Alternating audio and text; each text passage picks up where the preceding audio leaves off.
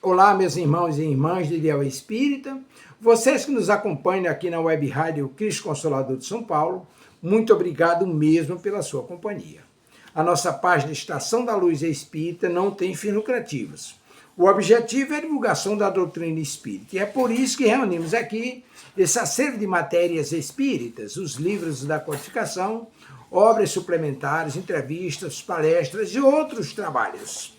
Tudo isso exibidos nos programas das Web Rádio Estação da Luz de Natal e Cristo Consolador de São Paulo, para atender suas necessidades de estudo, pesquisa e lazer. Tudo isso sem fim lucrativo, como já dissemos. Agora, nos acompanhe aqui nesse programa a seguir.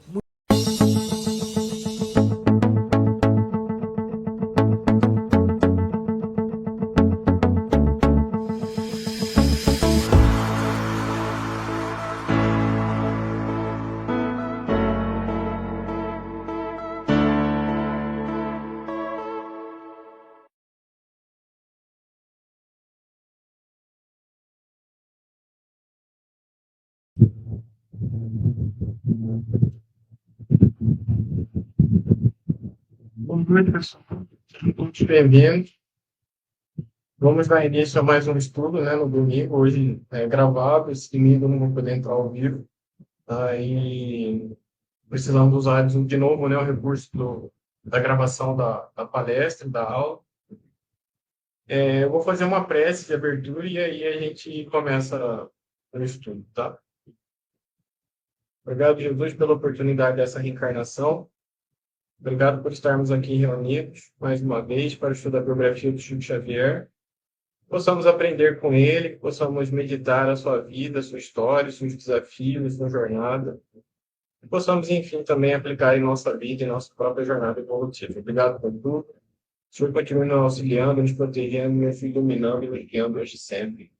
Que assim seja, graças a Deus, graças a Jesus. Muito bem. Deixa eu apresentar aqui. Então, hoje é o capítulo 152, né? 70 vezes 7, né?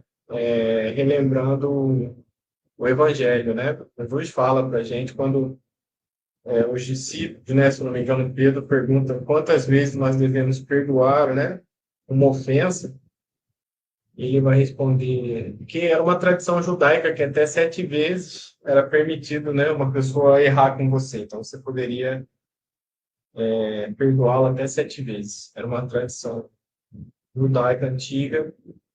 E E aí Jesus fala, não só 7 vezes, né? Mas 70 vezes 7 vezes. Vamos lá, vamos ver como que começa, né? Meu nome é Serafim Velasquez, eu conheci a doutrina espírita em 2013.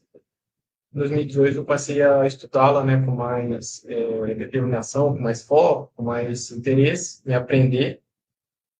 E, e de lá para cá, né, 2018 para cá, tenho estudado aí, tive a oportunidade de estudar vários livros já. Né? O último que eu estava estudando, que eu parei, foi Memórias de um Suicida, que é um livro que a gente muitas vezes ignora ou deixa para depois, mas é um livro muito, né, importante, muito poderoso, de Ivone Amaral Pereira. E é um livro que merece todo o tempo, né, para a gente poder aprender mais sobre como funciona o plano espiritual. Mas aqui, por enquanto, a gente está estudando a biografia de Chico, né, que também é uma excelente bibliografia, né, para a gente aprender, para a gente estudar. Então, vamos lá, vamos dar seguimento. Fiz um sumário com introdução, revirando o baú Chico bibliografia. A introdução ao livro que nós estamos quase terminando, né, é o livro Livros Casos de Chico Xavier, do Ramiro Gama, que era um amigo do Chico, né, que escreve esse livro. Então, esse livro foi escrito nas constantes visitas, né, que o Ramiro fazia ao Chico. E o Ramiro efetuou um trabalho minucioso de pesquisa, né, pondo em relevo a excepcional personalidade de Chico.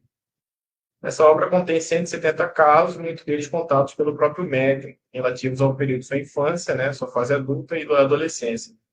Outros foram obtidos por amigos comuns e produtos de uma incessante busca da verdade, publicado no início de 1974. O livro Um dos Casos, de Ramiro, é uma coletânea de histórias reais que ilustram a vida, a mediunidade e a missão espiritual de Chico, um dos médiuns mais respeitados do espiritismo brasileiro. A obra apresenta casos curtos e emocionantes, comoventes ou curiosos, que revelam o caráter humilde, o amor ao próximo e a ligação com os ensinamentos de Jesus e da doutrina espírita. A gente falou no capítulo 151 na semana passada e hoje a gente vai ler o capítulo, a partir do capítulo 152, lembrando que o livro se encerra no capítulo 170. Essa semana eu ainda vou fazer o livro dos casos.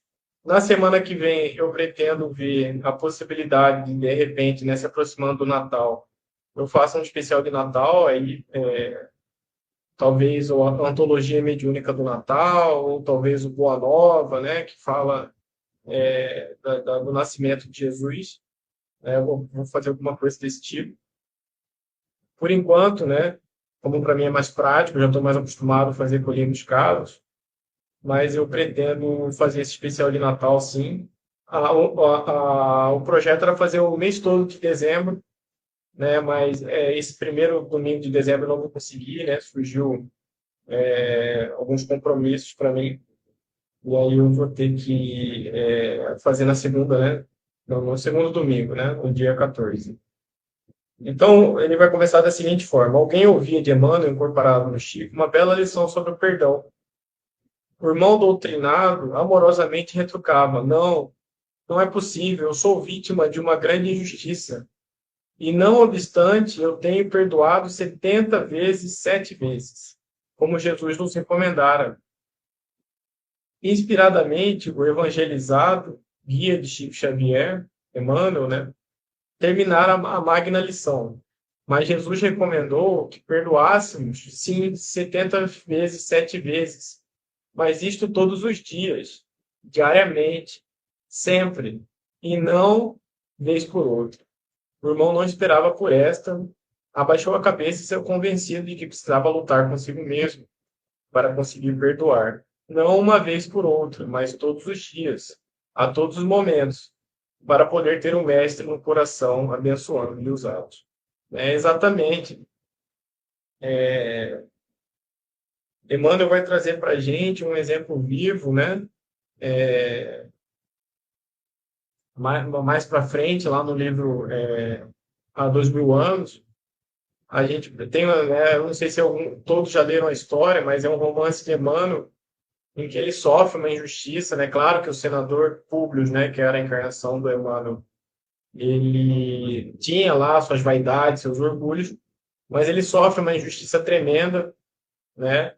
O filho dele é sequestrado logo bebê, desaparece o filho dele, ele sofre a vida toda, a Lívia, que a esposa sofre também, e mais para frente, né, com o desencarne de tudo que acontece com ele, né, a Lívia desencarna lá no Coliseu, sacrificada, né,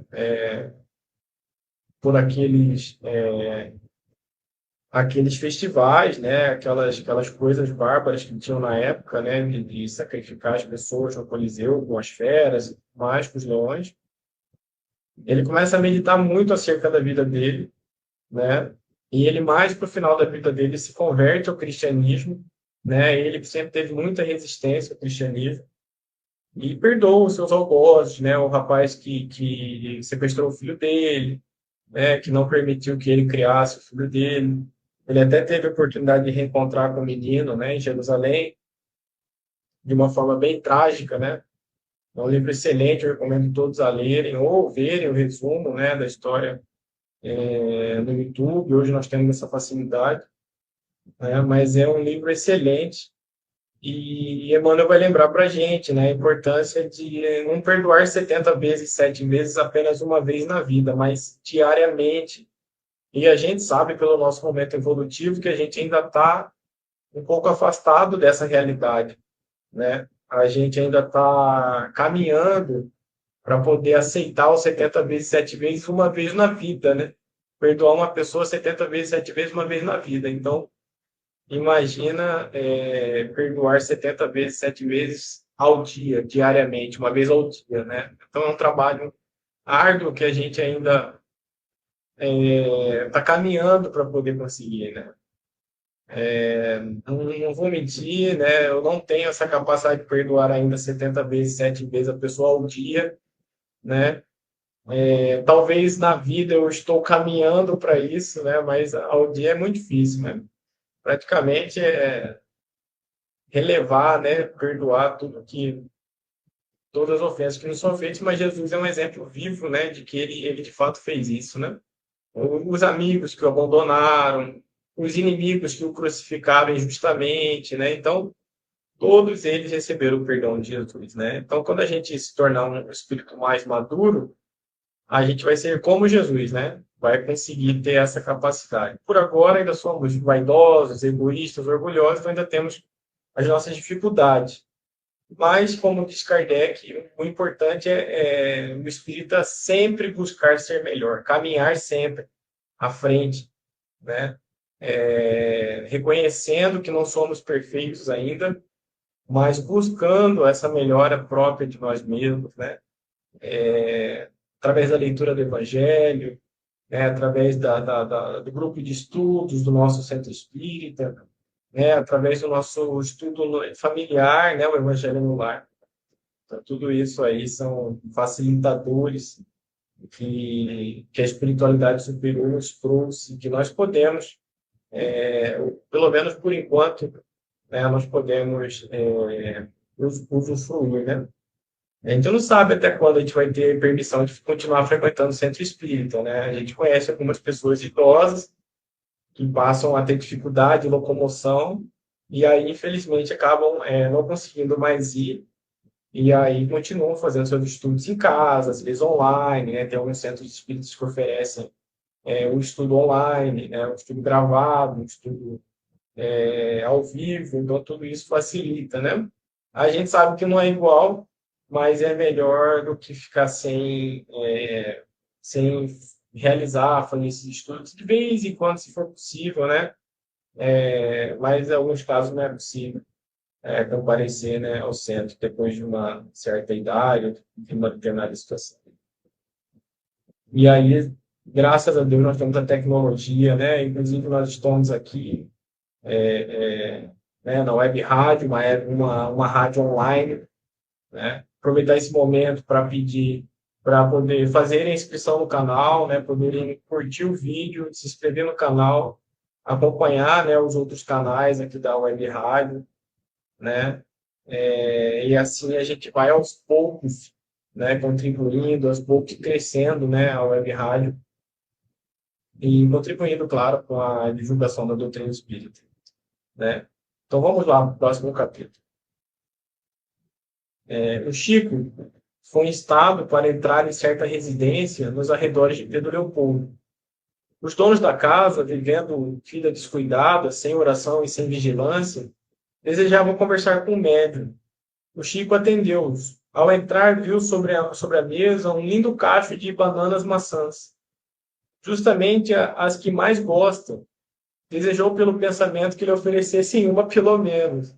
Mas a conversa veio sobre um assunto sério e o desejo foi esquecido.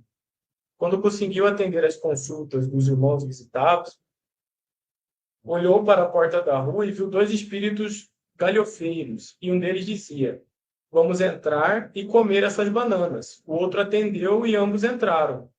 Comeram as bananas e saíram. Surpreso pelo acontecido, Chico pede ao Emmanuel uma explicação. "Seu querido guia, explica-lhe.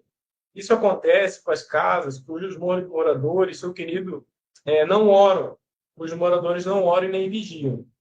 Agora, essas bananas desvitaminadas apenas farão mal aos que as comerem, em virtude de se acharem impregnados de fluidos pesados. Tem razão os nossos irmãos protestantes quando oram as refeições, porque sabem por intuição que no ato simples da alimentação no lar reside a nossa defesa. A nossa oração, aí, além do mais, é um ato de agradecimento ao Pai por tudo que nos concede. Atrairemos com ela as suas bênçãos para o que comemos e para o nosso domicílio." E vieram-nos à lembrança as belas páginas que André Luiz escreveu em um de seus instrutivos livros com relação à oração e aos bons assuntos de conversa e leitura, nos atos de dormir e das refeições, como medidas felizes para comermos bem, dormirmos bem e acordarmos bem. né? E é verdade, isso é muito bonito, né? A gente vê muito nos filmes, né? Lá nos Estados Unidos, o Thanksgiving, né? O Dia de Ação de Graças, eles têm esse hábito, né? De orar antes da alimentação. Isso é muito importante. Algumas pessoas católicas também têm esse hábito, né? Alguns espíritas também têm, né? Então, o hábito da oração, Jesus vai falar para a gente, se eu não me engano, no Boa Nova, que a oração deveria ser tão vital ao ser humano como é a respiração, né? Jesus faz essa comparação. Assim como nós respiramos sem perceber, é um ato, é um instinto praticamente natural, nós deveríamos orar também sem perceber, né? Nós deveríamos ter esse hábito da oração. Ao acordar, ao dormir, ao almoço, às refeições, né? Então, sempre fazer ao início de um estudo, né? Isso a gente faz aqui. Quando eu faço a abertura, a gente faz uma prece, uma oração, né? Para que a gente possa ter um bom estudo, né? Um estudo tranquilo, pacífico, né? Sem grandes interrupções, né? Então, o hábito de oração é muito importante. André Luiz vai confirmar isso para a gente, né? O hábito de orar antes, agradecer ao alimento, agradecer a bebida, né? Agradecer ao teto, agradecer ao momento de poder fazer a refeição, né? E os nossos irmãos protestantes são os que têm esse hábito, né? Mais trabalhado, é os que mais praticam esse hábito, né? Então, é muito bonito, e a gente deve aprender, né?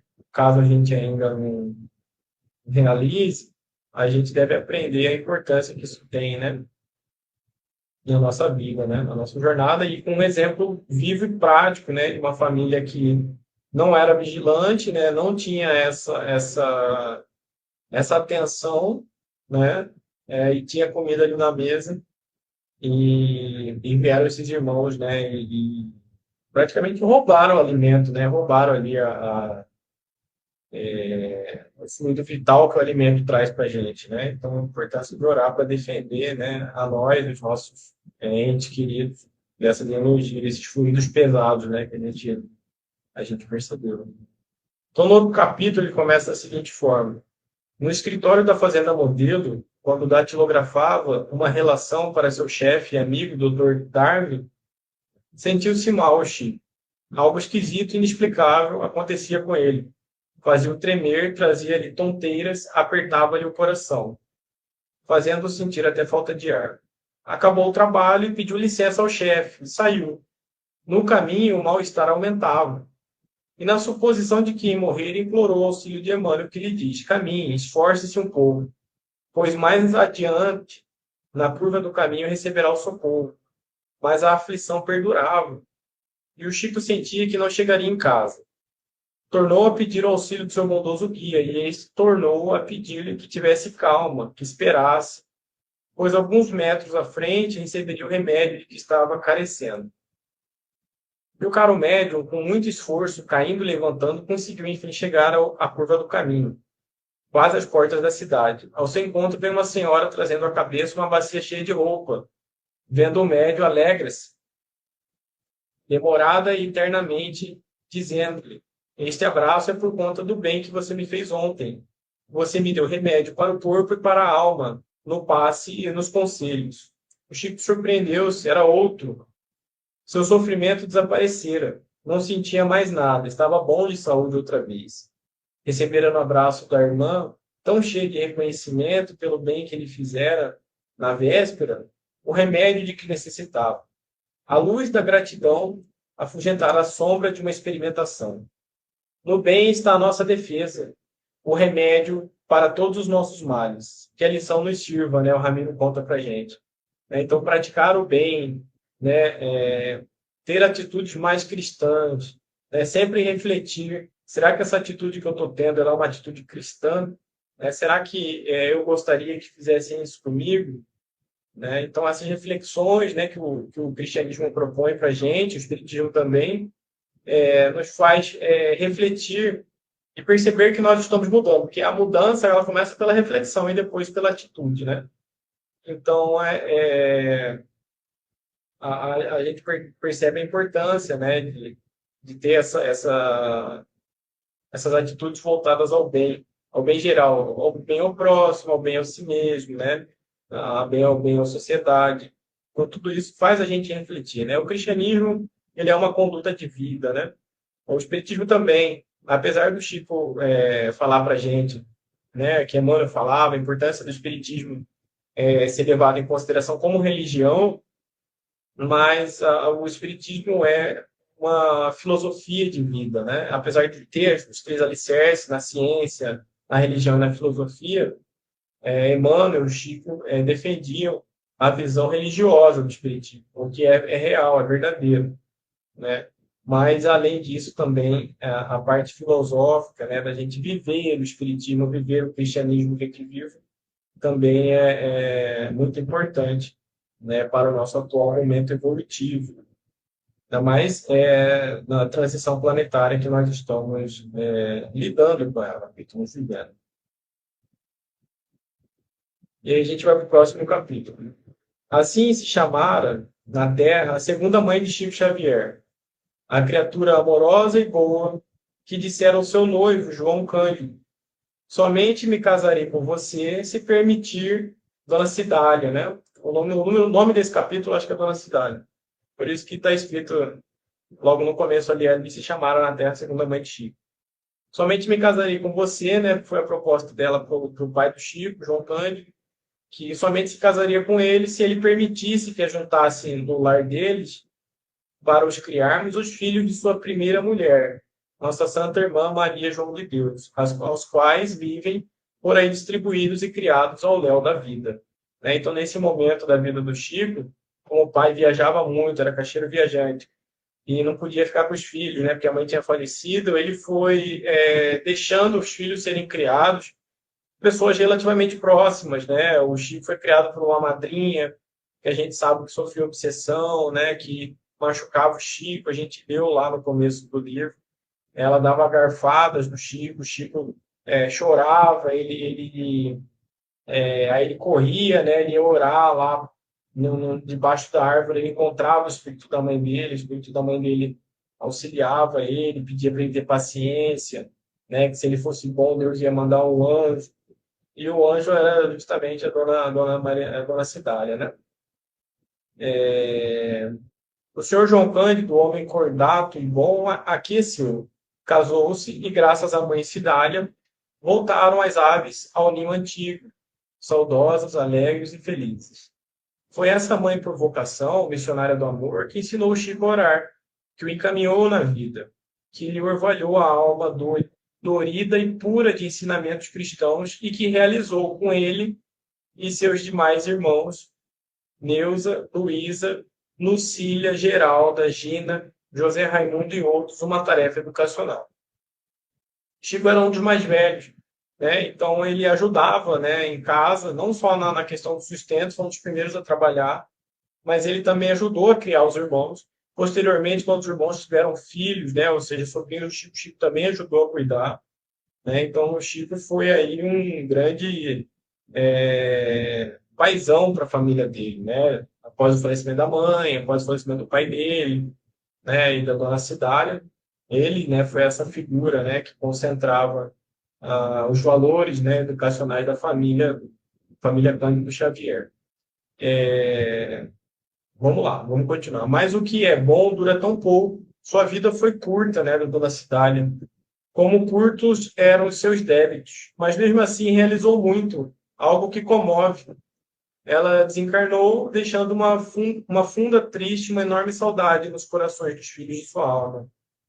Ela não teve filhos de sangue, né? Ela morreu jovem e ela adotou os filhos da Dona Maria João de Deus, a mãe do Chico, biológica, como filhos dela, né? Mas ela teve esses filhos, né? Que foi a família do senhor João Cândido, que o Chico estava inserido, como filhos próprios dela.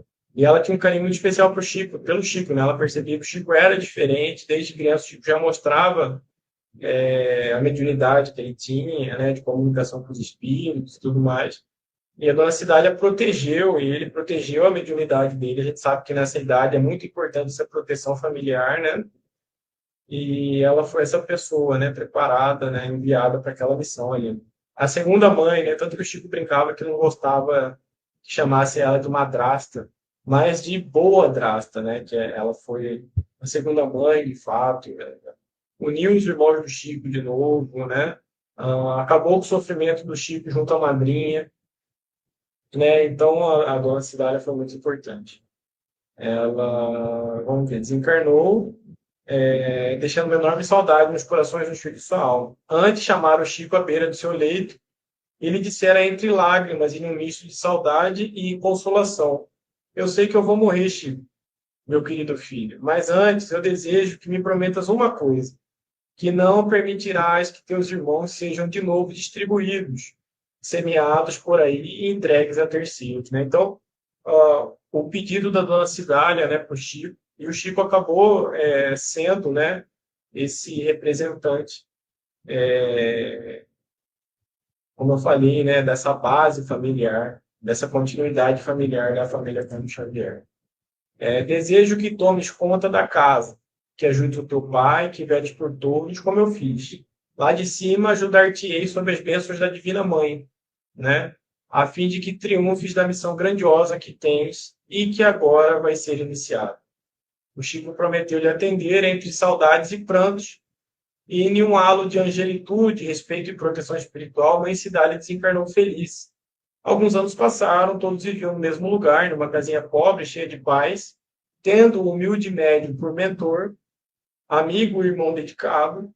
O povo que recebia como caixeiro de uma venda humilde dava para as despesas, porque era um pouco com Deus, e assim entrou Chico na posse da sua missão maior. A fonte mediúnica rebentara, e uma torrente de luz beneficiava toda Pedro Leopoldo, e admirava-se por não ver entre as comunicações recebidas e nas aparições de espíritos amigos seus valiosos colaborantes, a de Maria, a de Mãe Cidália. Numa noite, entretanto, numa sessão íntima realizada em casa de um parente, sob sua surpresa, vê em plena sala o espírito luminoso de Mãe Cidália. Parecia-lhe mais linda. Comove-se e chora de contentamento pela auspiciosa ocorrência. Amorosa como dantes, o espírito chegou-se ao pé e lhe diz confidencialmente: custei aparecer, meu caro filho, porque meus trabalhos são muitos, mas vejo-te sempre protegido e me alegro. Esforcei-me hoje para vir até aqui porque há um justo motivo. Justo motivo? Tartamudeia o bondoso médico. Sim, prepare-se, pois um de vocês vai partir daí para aqui. Obtive a permissão para ficar perto de vocês por alguns dias, a fim de receber o que foi acolhido, o que foi escolhido. Abraçou e abençoou seu filho e desapareceu. Acabada a sessão, o Chico contou o que ouvira, aos seus caros entes familiares. Uma das irmãs pensou em seu pai, João Cândido, portador de grave pielite e de uma hérnia ameaçando estrangular-se, caso não operasse. E cada ente familiar pensou em alguém do lar. Dias se passaram, o senhor João Cândido foi operado e estava fora de perigo. Então quem seria? Cada um perguntava a si mesmo. Nessa conjetura, recebem a notícia de que a irmã Neuza, residente em Sete Lagoas, adoecera. E não obstante o cunhado esposo de Neuza afirmar ser uma enfermidade leve, o Chico pede para trazerem para Pedro Leopoldo, porque sentia que era grave o seu estado. Era escolhida para partir. Mãe Cidália vinha buscá-la. E Neuza vem e fica sob os cuidados dos irmãos, inclusive do Chico. E o médium lhe sente o desencarne próximo.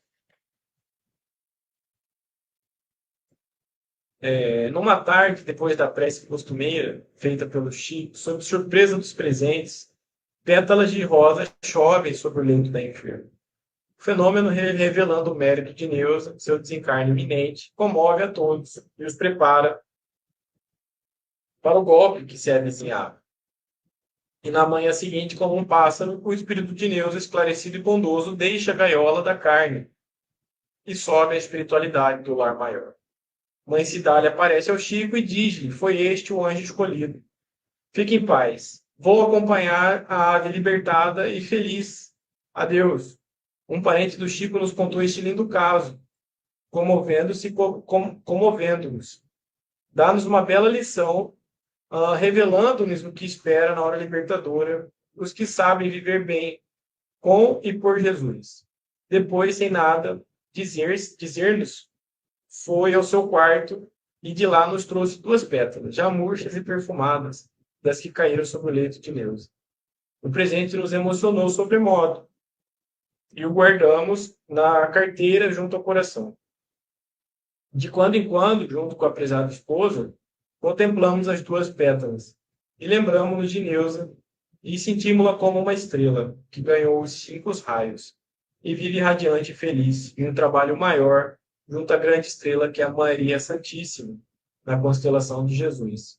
E achamos nossa cruz leve, nossa prova tão fácil de ser vencida e vontade imensa de sermos melhores. Que Jesus possa abençoar hoje e sempre os espíritos queridos de Mãe Cidália e de Neuza. Então, é um relato muito emocionante, né? Neuza sempre ajudou muito o Chico, né? Era Neuza e o outro irmão dele, né? O Chico José, que eram os dois que apoiavam muito o Chico. E esse relato é um relato pessoal, né? Que foi um parente do Chico que contou, não foi o Chico que contou. Com certeza foi uma situação muito marcante para o Chico, porque o Chico ele era muito ligado às 2 mães dele, a Dona Cidade e a Dona Maria João de Deus, né? E elas já eram espíritos de um escalão diferente, já eram espíritos que estavam há muitos anos-luz, por isso que aceitaram essa encarnação de uma gerar o filho, e outra adotar o Chico como filho, né, do coração. Então, e protegê-lo, né, no momento necessário. E o Chico, claro, também de um nível diferente, né? Então, esses 2 espíritos aí ajudaram muito o Chico. E o Chico era muito ligado a eles. Então, foi muito profundo essa situação. Eu acredito que o Chico não contou, porque era muito íntimo e muito emocionante, né? Mas um parente próximo do Chico pôde contar e o Ramiro pôde anotar e trazer para a gente. Eu confesso que eu estava lendo, a minha voz deu uma engasgada ali, porque realmente é muito emocionante, de fato né? É muito emocionante para quem conhece um pouco a história do Chico, para quem sabe a importância da Dona Cidália, né? Da irmã do Chico também, a Neuza. Então, um relato muito bacana. Então, no próximo capítulo, né, o Ramiro vai trazer para a gente o seguinte. De 1932 a 1945, ou seja, durante 13 anos, né, 13, 14 anos, o padre Júlio Maria, residente em Manhumirim, em Minas, não deixou o pobre Chico e seu incansável guia Emmanuel em paz. Criticou-os tenaz e injustamente. A gente tem que lembrar, né? A sociedade daquela época, está falando de antes de 1950, antes da metade do século XX. Era uma sociedade diferente da sociedade atual brasileira. Era uma sociedade em que a Igreja Católica tinha muito mais força, tinha muito mais presença, né, nos municípios brasileiros, na cultura brasileira, né? E o espiritismo era tratado como uma religião de mistificadores, né, mentirosos, enganadores, né? Então a Igreja Católica, de fato, e o Chico era o maior expoente espírita do Brasil naquela época, apesar de existir outros, né? Nós tínhamos o Arigó como médium, apesar do Arigó se dizer católico até o final, a mediunidade dele era ligada ao espiritismo, né? O pessoal fazia a ligação. Existiam outros, né? Existia Peixotinho, né? Um médium carioca de materialização, né? Então existiram outros, né? Mais para frente também houve o Valdo Vieira, mas foi um pouquinho mais para frente, né? E também houve o Divaldo Franco. Praticamente todos vivos ali na mesma época, mas um pouquinho mais para frente dessa época. E a igreja perseguia muito Chico, né? E o Chico apanhava muito, galera. Apanhava no jornal, apanhava nas revistas, apanhava na televisão, né? Só aí, tanto que o Chico foi convocado só em 1970, né? Quase 20 anos depois, mais de 20 anos depois dessa data, de 45, 25 anos depois de 45. E aí ele é convidado para fazer esclarecimentos e responder perguntas, né? Então, aí tem aquela bateria de perguntas, né? O Chico responde tudo que é coisa de viagem à Lua, né, tudo, assuntos extremamente variados, né, viagem à Lua, vai falar sobre questões de mortalidade infantil, vai falar muita coisa, né, em vários assuntos assim importantes para a sociedade da época. Esse programa tornou o Chico famoso, mais famoso do Brasil, né? E eu acho que esse programa deu um grande reconhecimento do Chico, do trabalho que ele estava fazendo. Mais para frente, né, foi a minha primeira apresentação aqui, em 2012, o Chico vai ganhar o prêmio de maior brasileiro de todos os tempos pela SBT. Eu acho que tem a ver com esse programa Pinga Fogo. Foram 2 edições, né, que foi em 72 e 74, se eu não me engano. Né? Então, ficou a entrevista do Chico no Pinga Fogo ficou na memória brasileira, né? Mas antes disso, o Chico era perseguido, né? Então vamos ler. Então, o criticava. Os trabalhos de Emmanuel recebidos pelo sensível médium eram esmiralhados e apontados, criticados, obscurecidos e adulterados. Aconselhado pelo guia, o Chico nada responde e evitava, até em família ou com os amigos, comentar os doestos, as verrinas, as injustiças do jornal O Lutador. Mal recebia, no entanto, assustava-se, adivinhando-lhe a pancadaria. Quando saiu a publicidade, o nosso livro de versos O Sol da Caridade, prefaciado por Mário Quintão, o padre de Maiumirim, pelo seu jornal Lutador, desapreciou-nos a humilde obra, criticando até o prefaciador. Mário Quintão, pelo nosso guia, dedicou-lhe uma série de alexandrinos humorísticos, na moda Gregório de Matos, que fê-lo calar-se. Em 1945, inopinadamente, desencarna o padre Júlio Maria, e Emmanuel aparece ao Chico e lhe diz: hoje vamos fazer uma prece em conjunto, e toda em particular pelo nosso grande benfeitor Júlio Maria, que acaba de desencarnar em Maiumirim, conforme acaba de anunciar a imprensa do Rio. Então, mais uma vez, né, relembrando o nosso tema de hoje, perdoar 70 vezes, 7 vezes diariamente. Né? Então, Emmanuel e Chico, mesmo o padre batendo neles, cometendo injustiça, eles perdoaram o padre, eles oraram pelo desencarne do padre. Né? Então, a gente tem que buscar estar nesse nível de elevação. Né? Apesar de ainda termos as nossas dificuldades quanto a isso, mas é isso que nós temos que almejar, nos tornarmos. Né? Então, não sabia. E aí, Chico pergunta, mas benfeitor por quê? Sim, benfeitor, diz Emmanuel, pois durante 13 anos seguidos ajudou-nos a compreender o valor do trabalho, a bem de nossa melhoria espiritual, convidando-nos a uma permanente oração no exercício sublimativo de ouvir, sentir e não revidar, lecionando o adversário na lição do silêncio. Quem virá agora substituí-lo? Substituir quem nos adversou e nos limou, nos maltratou e nos possibilitou melhoria espiritual. O Chico vai perguntar, né? Então, o Emmanuel conclui para a gente, né? Substituir quem nos maltratou, nos possibilitou melhoria espiritual, coloca permanente com grande e compreendido, com injustiçado todos os tempos, que é Jesus. Mais para frente, Chico vai ser de novo perseguido por um padre Quevedo, né, que se torna um padre relativamente popular na televisão brasileira. Ele tinha um bordão, né? Isto é, como que é? Ele era europeu, então ele não falava direito português, ele falava meio espanhol, né? Isto é uma mentira. O bordão dele acho que é isto não existe, isto não existe, né? O bordão do padre Padre Quevedo, né? Foi um padre famoso que criticou o Chico bastante na época, né? Tem vídeos dele falando sobre isso. Então, e o Chico, né, com essa leveza, o Emmanuel ensinando ele aprendendo, né? Essa questão do silêncio, do não revidar. Então, traz para a gente essa grande lição. E Emmanuel vai falar para a gente que o grande injustiçado do mundo não somos nós. O grande injustiçado do mundo e o injustiçado de todos os tempos é Jesus. Né?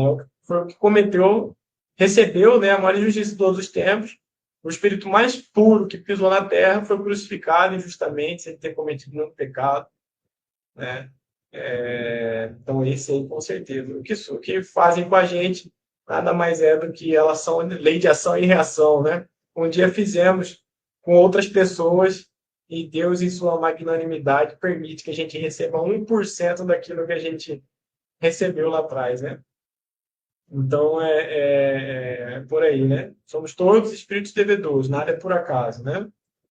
Bom, então a gente encerra hoje o livro dos casos, a gente encerra o capítulo 156, se eu não me engano, né? Semana que vem, 157. E agora a gente, para fechar, a gente vai ler o Jesus no Lar, né? Que a gente sempre faz.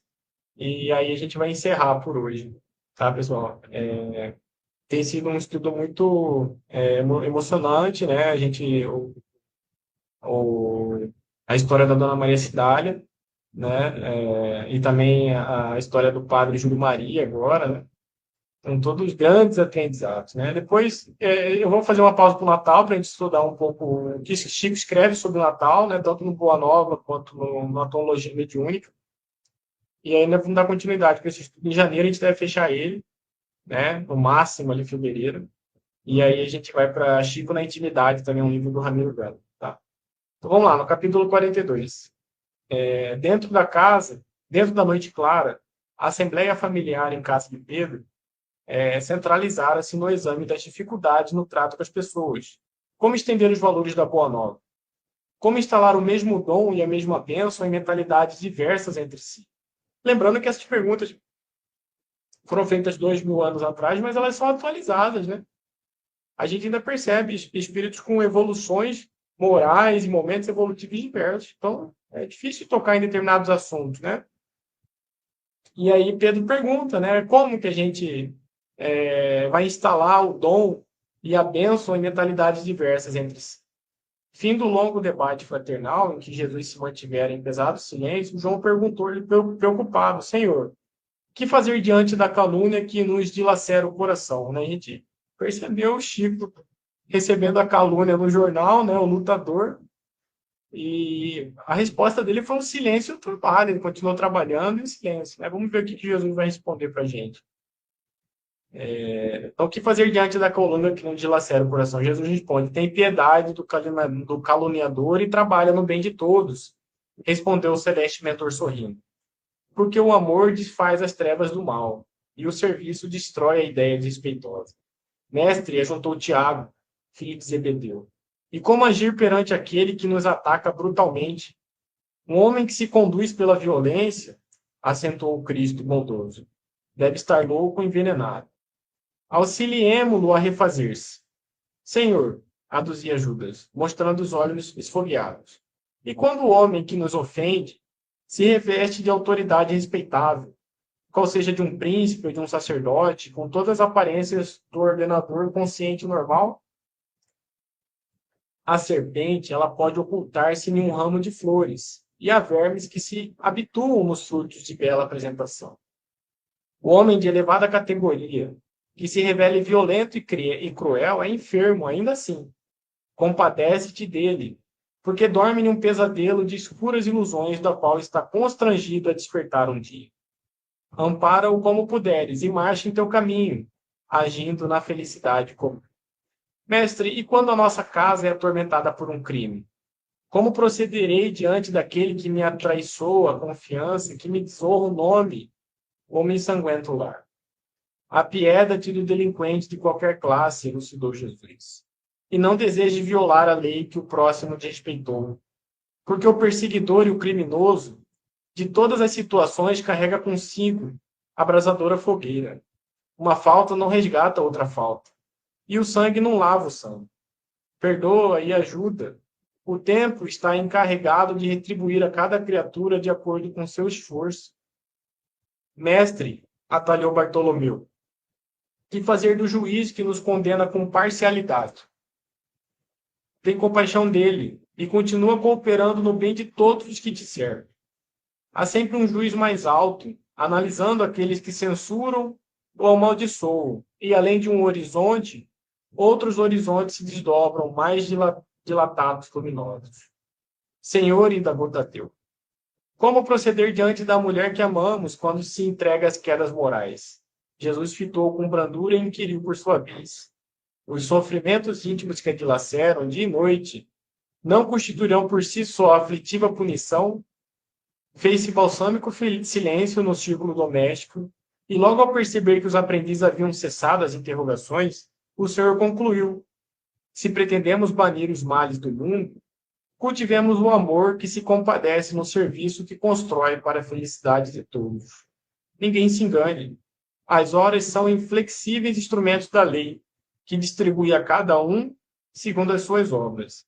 Ninguém procure sanar um crime, praticando outros crimes, porque o tempo tudo transforma na terra, operando com as labaredas do sofrimento ou com o gelo da morte.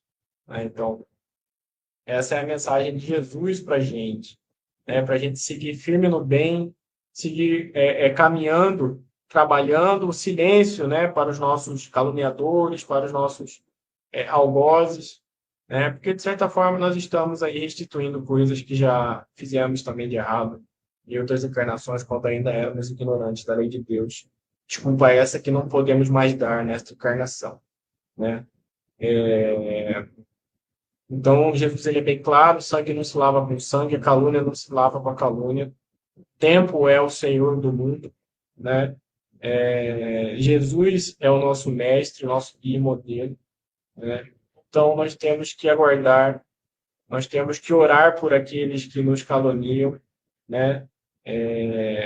Fazer prece por aqueles que nos perseguem, né? Essa é a mensagem de Jesus e que exemplificou essa mensagem, né, quando esteve entre nós. Tá bom, pessoal? Os livros que eu usei de bibliografia hoje: Lindos Casos, Chico Xavier, Ramiro Gama e Jesus no Lar, por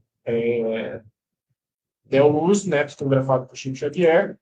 Na semana que vem, nós iremos ler capítulo 157 do livro Lindos Casos, Pregar e Exemplificar, Jesus no Lar, a Glória do Esforço, Boa Nova, se for possível, né?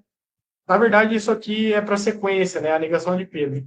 Mas, como eu falei, a questão do Natal, eu vou tentar fazer um especial de Natal, então eu vou tentar usar provavelmente Boa Nova, que é um livro que a gente já está lendo, os primeiros capítulos ali que falam acerca do nascimento de Jesus.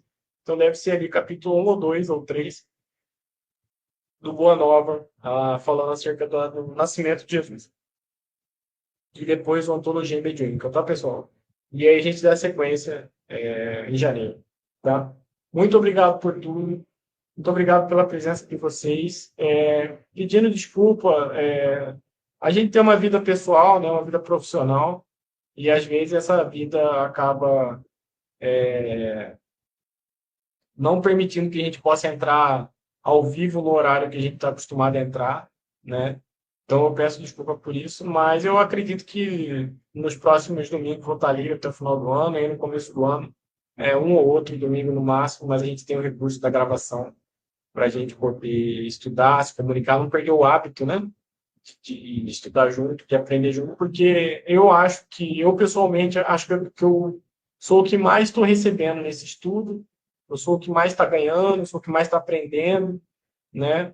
Então, eu tenho muito a agradecer a vocês, a Web Rádio, a Silvia, né? Todo o pessoal aí que é bacana comigo, o senhor Delson, a Regiane, né? O Cosme, a Ana Matheus, são inúmeros agradecimentos, né? Inúmeras pessoas aí que nessa encarnação eu tive a oportunidade de reencontrar, tenho certeza, e seguimos juntos, tá bom?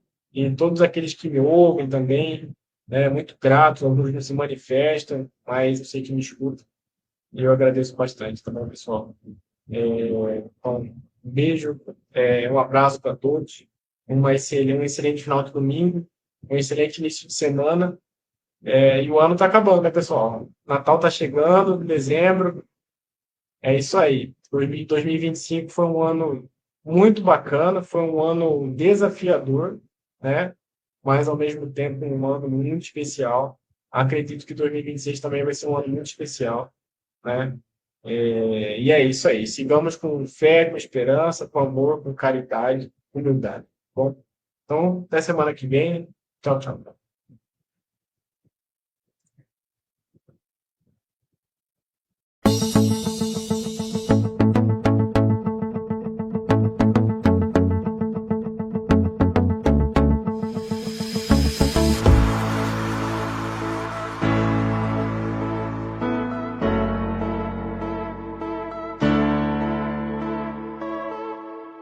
Chegamos ao final do nosso programa. Muito obrigado por ter nos acompanhado nesse trabalho e aguardo você na próxima atração.